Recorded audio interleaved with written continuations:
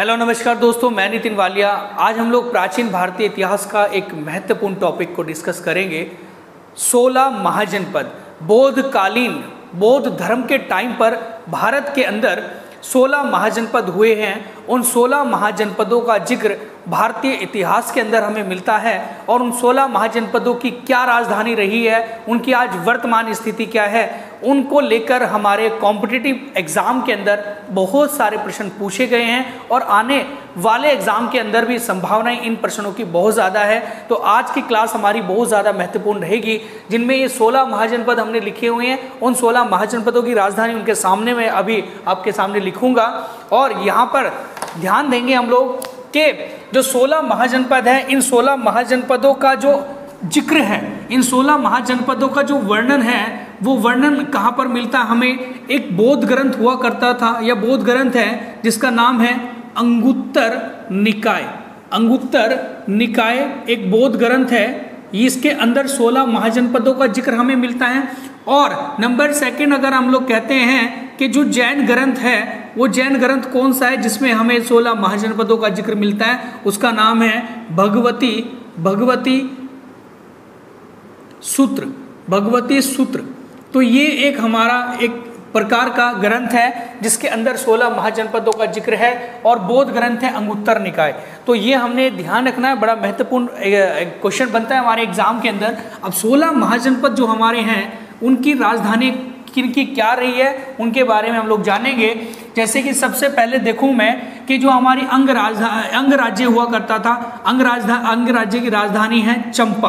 अंगराज्य की राजधानी थी चंपा। ये करके पेपर में बहुत ज़्यादा क्वेश्चन पूछा गया है। और वर्तमान स्थिति आज इसकी कहाँ पर है? वो है पूर्वी बिहार के अंदर ये हमें देखने को मिलता है। वर्तमान स्थिति जो है पूर्वी बिहार है अंगराज्य की। मगध महाजनपद जो हुआ करता था, इसकी राजधानी राजगृह या गिरिव्रज हुआ करती थी।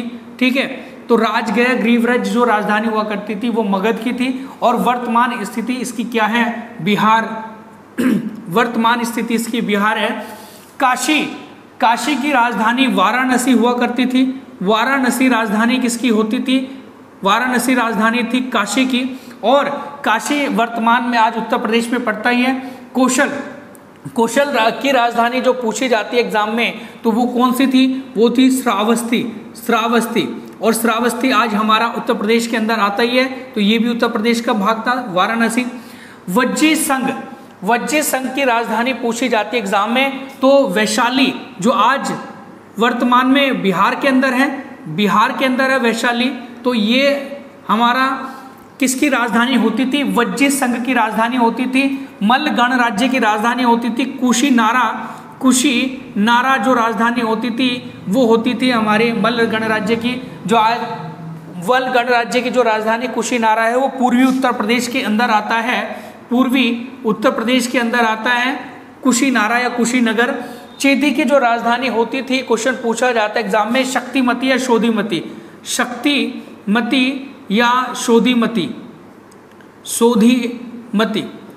तो यहाँ पर ये लिखा रहता है शक्तिमती, शोधिमती किसकी राजधानी थी 16 महाजनपदों में? तो चेदी की राजधानी थी। और आज ये कहाँ पर स्थित है? तो ये आज पड़ता है बुंदेलखंड वाले हिस्से में आज वर्तमान में ये पड़ता है। कौन? शोधिमती या शक्तिमती। वत्स गणराज्य की जो राजधानी होती थी वो कौशाम्बी राजधानी होती थी। वत्स गणराज्य की राजधानी कौशाम्बी हुआ करती थी। और कौशाम्बी जो वर्तमान में पड़ता है वो इलाहाबाद प्रयागराज के आसपास का एरिया है। तो उत्तर प्रदेश हम लोग यहाँ पर लिख लेंगे। जिसे कुरुक्षेत्र कहते हैं, इंद्रप्रस्थ उसकी राजधानी होती थी। और इंद्रप्रस्थ जो है वो उसके अंदर आज का जो वर्तमान में दिल्ली है और वर्तमान का जो हरियाणा है, उसके अलावा इसके अंदर कुछ हमारे उत्तर प्रदेश का जो मेरठ वाला एरिया है वो भी आता है जो इंद्रप्रस्थ हुआ करती थी। अब क्वेश्चन है हमारा, पांचाल किसकी राजधानी होती थी 16 महाजनपद में? पांचाल की राजधानी क्या होती थी? तो अहिच्छत्र पांचाल की राजधानी हुआ करती थी। अहिच्छत्र, तो ये राजधानी हुआ करती थी पांचाल की। क्वेश्चन पूछा जाता है पांचाल जो आज वर्तमान में किस जगह पर पड़ता है, तो रुहेलखंड वाला हिस्सा है, हिस्सा रुहेलखंड वाला जो हिस्सा है उत्तर प्रदेश के अंदर आता है, तो वहां पर वर्तमान स्थिति है पांचाल की। मत्स्य की राजधानी जो क्वेश्चन पूछा जाता है वो किसकी मत्स्य की राजधानी क्या होती थी, तो विराटनगर राजधानी होती थी। और विराटनगर कहाँ पर आ जाता है, राजस्थान के अंदर आता है। ओके, सूरसेन की राजधानी होती थी मथुरा राजधानी हुआ करती थी, और मथुरा आज कहाँ पर आता है, उत्तर प्रदेश के अंदर आता है। अशोमक जो है, अशोमक की राजधानी क्वेश्चन पूछा जाता है क्या थी, तो पोतन या पोटली के नाम से भी कहीं ना कहीं पे लिखा रहता है। तो ये राजधानी हुआ करती थी अशोमक की, जो आज कहाँ पर स्थित है, महाराष्ट्र, और जो हमारा आंध्र प्रदेश वाला हिस्सा है, जो तेलंगाना वाला हिस्सा है, वहां पर ये हुआ करता था। ठीक है, तेलंगाना वाला हिस्सा, महाराष्ट्र ठीक है। अवंती की राजधानी क्वेश्चन पूछा जाता है एग्जाम में, अवंती की राजधानी हुआ करती थी उज्जैनी राजधानी हुआ करती थी, किसकी, अवंती की। और उज्जैनी कहाँ पर है, उज्जैन जिसे आज कहते हैं मध्य प्रदेश के अंदर आता है, मध्य प्रदेश के अंदर आता है। गांधार जो है इसकी राजधानी क्या होती थी, तक्षशिला होती थी, तक्षशिला राजधानी हुआ करती थी गांधार की। और तक्षशिला जो है वर्तमान में कहाँ पर आता है, तो वो हमारा पड़ जाता है पाकिस्तान और अफगानिस्तान वाले हिस्से में, पाकिस्तान वाले और अफगानिस्तान वाले हिस्से के अंदर ये आ जाता है। ठीक है, तो नेक्स्ट पॉइंट है हमारा 16 महाजनपदों में काम्बोज की जो राजधानी हुआ करती थी वो हाटक व राजपुर हुआ करती थी। हाटक या कहते हैं राजपुर राजधानी हुआ करती थी। और वर्तमान स्थिति काम्बोज की कहाँ पर है, उत्तरी अफगानिस्तान में है, उत्तरी अफगानिस्तान के अंदर आता है कौन, काम्बोज। 16 महाजनपद। तो इससे आइडिया ये भी लगता है कि हमारा भारत जो है वो कितना बड़ा विस्तृत फैला हुआ था। कहाँ, उत्तरी हमारा अफगानिस्तान है, और जो ईरान वाला हिस्सा है जो लगा हुआ है वहाँ तक भारत जो है वो फैला हुआ था, उत्तर पश्चिम तक। और इधर भारत आप जानते हैं पानी में श्रीलंका और ये हमारा इंडोनेशिया इत्यादि, या म्यांमार और ये बर्मा, कंबोडिया इत्यादि, यहाँ तक पूरा भारत था जिसे अखंड भारत कहते हैं। तो 16 महाजनपद जो हमें प्राचीन काल में मिलते हैं वही 16 महाजनपद हैं। मैंने इनकी राजधानी इनके सामने लिखी, वर्तमान स्थिति इनके सामने लिखी हुई है। तो अंग राज्य की राजधानी चंपा, मगध की राजगृह गिरिव्रज, काशी, वाराणसी, कौशल, श्रावस्ती, वज्जी, वैशाली, मल्ल, कुशीनारा या कुशीनगर, चेदी, शक्तिमती, वत्स, कौशाम्बी, कुरु, इंद्रप्रस्थ, पांचाल, अहिछत्र, मत्स्य, विराटनगर, सूरसेन, मथुरा, अशोमक, पोतन या पोटली, अवंती, उज्जैनी, गांधार, तक्षशिला और काम्बोज, हाटक या फिर राजपुर इनकी राजधानी हुआ करती थी। इन 16 महाजनपदों में सबसे शक्तिशाली महाजनपद हुआ करता था मगध। इन 16 महाजनपदों में सबसे शक्तिशाली महाजनपद होता था मगध। और इसी मगध को अगर आज मैं डिस्कस करूं आपसे, इसी मगध साम्राज्य के बारे में अगर मैं आपसे डिस्कस करूं, तो मगध जो है वो 16 महाजनपदों में सबसे शक्तिशाली महाजनपद था, शक्तिशाली महाजनपद था। ठीक है, तो सबसे शक्तिशाली महाजनपद कौन सा था, मगध था। ओके, 16 महाजनपदों के अंदर अब मगध पर पहला शासकीय वंश कौन सा था, या मगध पर शासन करने वाले वंश कौन से थे, तो उनके बारे में अगर मैं आपको बताऊं तो सबसे पहला शासकीय वंश जो रहा है इस मगध का वो था हर्यक वंश। कौन सा, हर्यक वंश। अब हर्यक वंश के बाद यहीं पर शिशुनाग वंश आता है, शिशुनाग वंश आता है। और शिशुनाग वंश के बाद नंबर 3 आता है नंद वंश। नंबर 4 आता है मौर्य वंश। नंबर 5 पर हमारा है, नंबर 5 पर आता है शुंग वंश। ठीक है, पुष्यमित्र शुंग के द्वारा इसकी स्थापना की थी। और इत्यादि आगे वंश चलते रहते हैं। और गुप्ता डायनेस्टी भी कहीं ना कहीं पर पाटलिपुत्र बिहार के अंदर ही उदय उसका हुआ है इत्यादि। ये सारे शासकीय वंश हैं जिनके बारे में हम लोग आपसे एवरी क्लास में, हर क्लास के अंदर लगभग डिस्कस करेंगे जब तक ये खत्म ना होते हैं। ठीक है, आज हम लोग सबसे पहले हर्यक वंश के बारे में डिस्कस करेंगे। जो सबसे पहला वंश था, पहला शासकीय वंश था हमारा किसका, मगध डायनेस्टी का। तो ये है हमारा वो पहला शासकीय वंश, हर्यक वंश।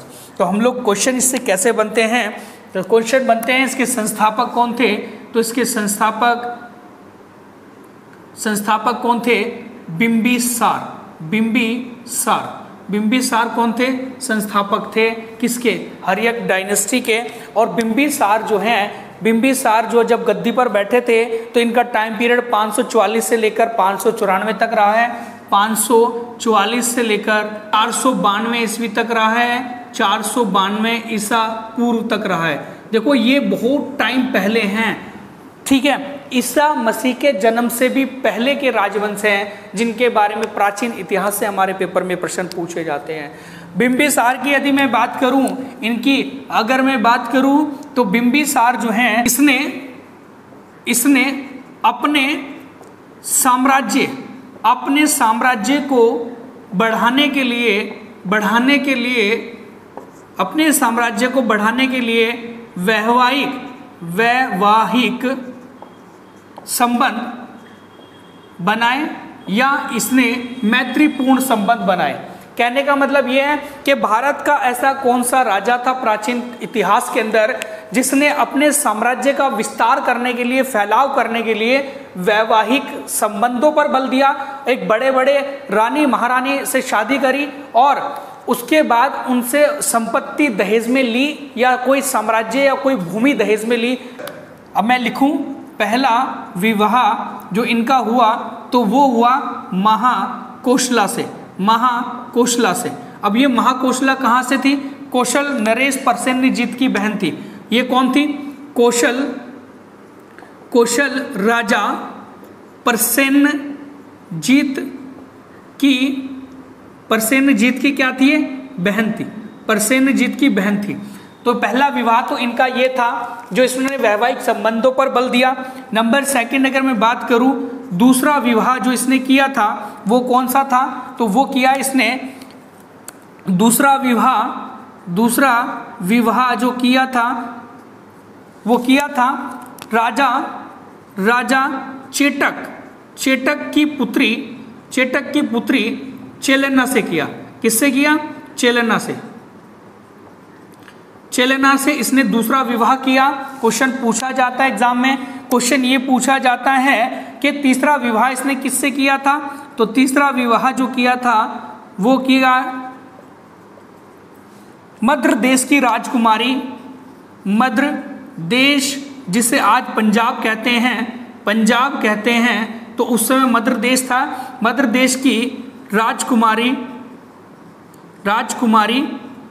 क्षेमा या खेमा, भारतीय इतिहास में दो नाम इनके लिखे हुए हैं, क्षेमा या खेमा से इसने तीसरा विवाह किया और इस तरीके से वहां के जो संपत्ति थी उसको दहेज में लिया और अपने साम्राज्य का विस्तार किया। क्वेश्चन पूछा जाता है एग्जाम में कि जो हमारे बिंबिसार रहे हैं भारतीय इतिहास के अंदर, उन्होंने अपने जो साम्राज्य था इनको वैवाहिक और मैत्रीपूर्ण संबंधों पर बल देकर बढ़ाया और ये किस धर्म के अनुयायी थे। क्वेश्चन पूछा जाता है एग्जाम में कि किस धर्म के अनुयायी थे, तो हमारा आंसर लगेगा यह बौद्ध धर्म के अनुयायी थे, बौद्ध धर्म को मानते थे। बौद्ध धर्म के अनुयायी किसे कहा जाता है, तो वो कहा जाता है हमारा बिंबिसार को।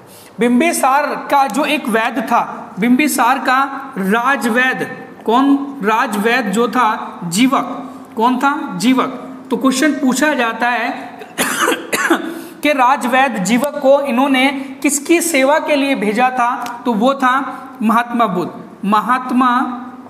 बुद्ध की सेवा के लिए, महात्मा बुद्ध की सेवा के लिए इस राजवैद्य को इन्होंने तैनात कर दिया था, भेजा था। क्वेश्चन आता है पेपर में, इनकी राजधानी क्या थी, तो बिंबिसार की राजधानी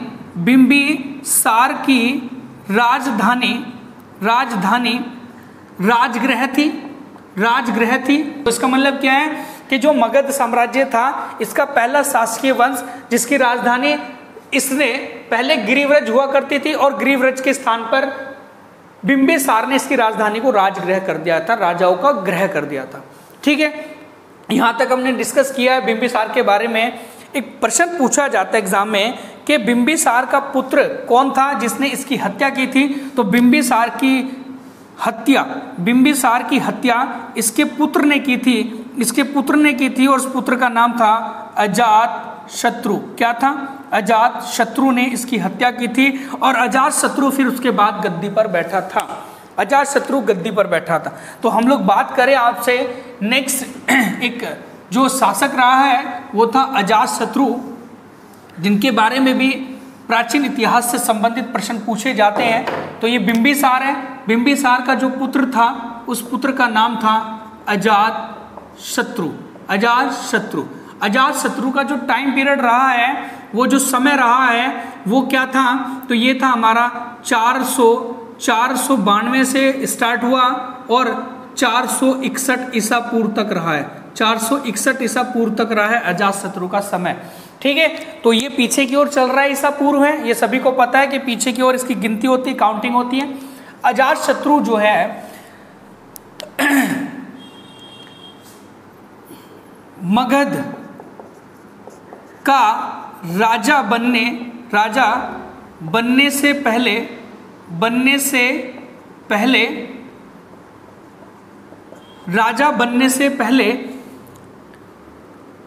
अंग राज्य का गवर्नर था। तो कहने का मतलब यह है कि अजात शत्रु जिस समय गद्दी पर बैठा था मगध के राजा बनने के लिए, उससे पहले वह अंग राज्य का, इनमें 16 महाजनपदों में जो अंग राज्य है, अंग राज्य का गवर्नर हुआ करता था, जो मगध के जो संस्थापक रहे हैं, मतलब यहाँ पर हर एक डायनेस्टी के संस्थापक थे बिंबिसार ने ही इनको गवर्नर तैनात किया था अंग राज्य का। ठीक है, तो ये तो थी हमारी, यहाँ पर क्वेश्चन पूछा जाता है अजात शत्रु को लेकर। अजात शत्रु ने अपना विवाह अजात शत्रु का जो विवाह था परसेनजीत जो इसका मामा था, परसेनजीत की पुत्री वज्जीरा से हुआ था। किससे? वज्जीरा से हुआ था। ठीक है, अजात शत्रु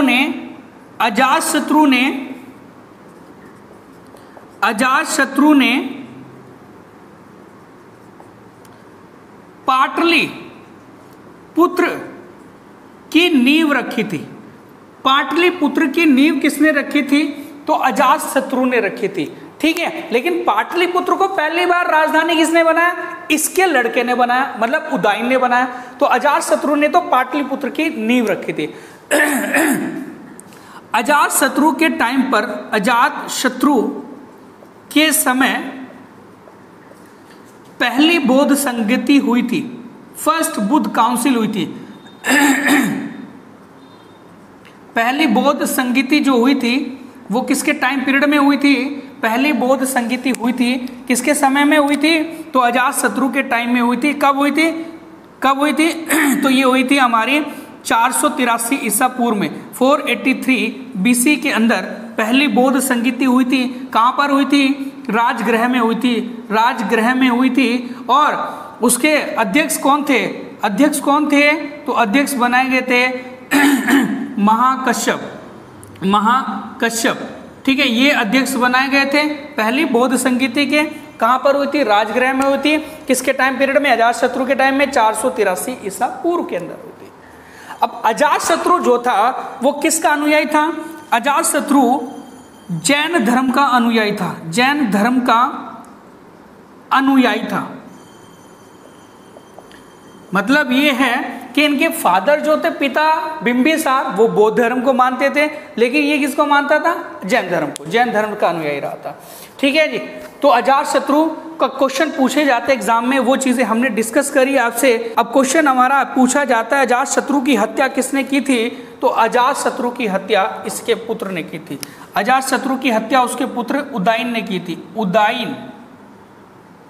अब उदयन के बारे में हम लोग पढ़ेंगे। देखो, बिंबिसार की हत्या अजातशत्रु ने, अजातशत्रु की हत्या उदयन ने, उदयन की हत्या उसके पुत्र ने करी थी, ठीक है ना। तो इसीलिए इस वंश को क्या कहा जाता है, पितृहंता वंश के नाम से भी जाना जाता है। पिता की हत्या करने वाला वंश कहा जाता है किसको, हर्यक वंश को। तो चलो अब हम बात कर लेते हैं आपसे उदयन के बारे में। तो उदयन जो है, इसका मेन कार्य क्या था उदयन का, इसने क्या किया इतिहास के अंदर, ये प्रश्न पूछे जाते हैं। तो यहाँ पर जो बिंबिसार का पुत्र था वो तो अजातशत्रु था ही, अजातशत्रु, ठीक है। टाइम पीरियड इसका क्या रहा था, वो 492 से लेकर लिया था हमारा 461 ईसा पूर्व तक, ठीक है।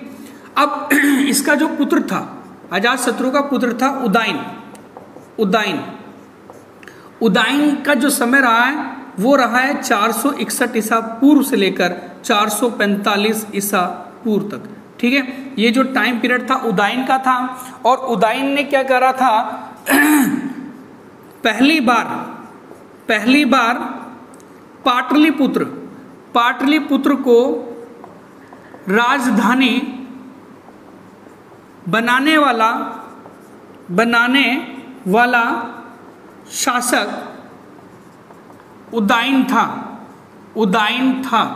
तो उदयन जो था वो पहला शासक था जिसने पाटलिपुत्र को अपनी राजधानी बनाया। ऐसे मौर्य वंश के अंदर भी बहुत सारे शासक आएंगे जिन्होंने अपनी राजधानी पाटलिपुत्र को बनाया, और गुप्ता डायनेस्टी के अंदर भी ऐसे शासक आएंगे जिनकी राजधानी पाटलिपुत्र थी।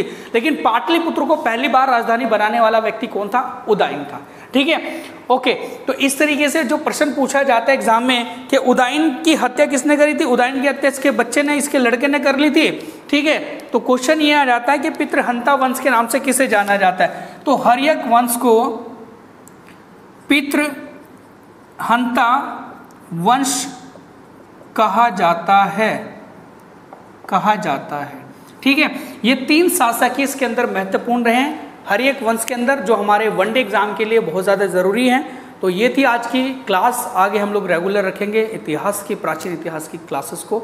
And thank you so much.